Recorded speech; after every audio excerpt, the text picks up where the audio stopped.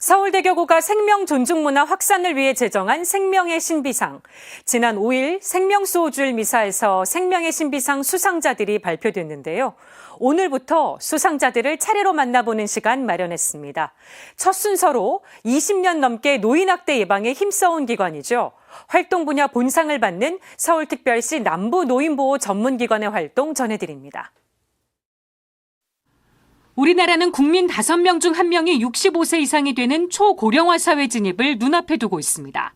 하지만 안타깝게도 학대받는 노인이 점점 늘고 있습니다. 지난해 노인학대 신고 건수는 16,973건, 이 가운데 6,259건이 실제 학대로 판정됐습니다. 1년 전보다 19.4% 증가한 수치입니다. 해당 건 자체가 수치상으로는 작게 느껴질 수도 있지만 노인학대의 특성상 외부로 드러나지 않고 잠재되고 은폐되는 것들을 고려할 때 실제 노인학대는 더욱더 많을 것으로 생각되고요. 더 안타까운 건 노인학대의 88%가 가정에서 일어났다는 사실입니다. 사회적 거리두기 장기화로 집에 있는 시간이 늘면서 가족으로부터 학대를 받는 경우가 증가한 것으로 분석됐습니다. 그래서 서울특별시 남부노인보호 전문기관 직원들은 지난 2년간 더 바쁘게 움직였습니다. 올해 1월부터 11월까지 진행한 상담만 7,863건, 이 가운데 7분의 1가량이 대면 상담이었습니다.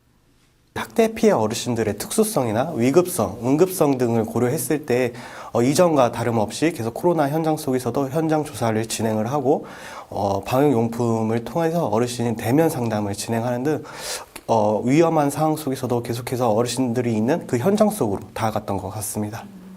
노인학대 건수를 보면 정서적 학대가 가장 많지만 신체적 학대와 경제적 학대도 적지 않습니다. 관장 박진리 수녀는 재산 문제로 다투는 자녀들을 보고 극단적 선택을 시도했던 어르신이 아직도 잊혀지지 않습니다. 그 어르신께 어떻게 다가가고 위로를 해야 될까 저도 굉장히 고심이 됐던 상황이었어요. 그래서 기도하면서 주님께 의탁하면서 어르신을 만나게 됐고 상담을 계속 진행해오는 과정 속에서 어르신이 그런 말씀을 하셨어요. 내가 다시는 생명을 함부로 이렇게 다루지는 않겠다.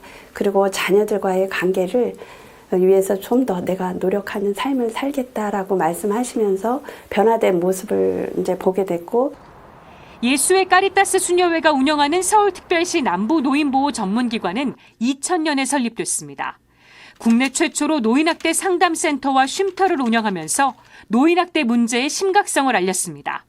그리고 이러한 활동은 2004년 노인복지법 개정을 이끄는 원동력이 됐습니다. 남부노인보호 전문기관은 이런 공로를 인정받아 내년 1월 12일 제16회 생명의 신비상 시상식에서 활동 분야 본상을 받습니다.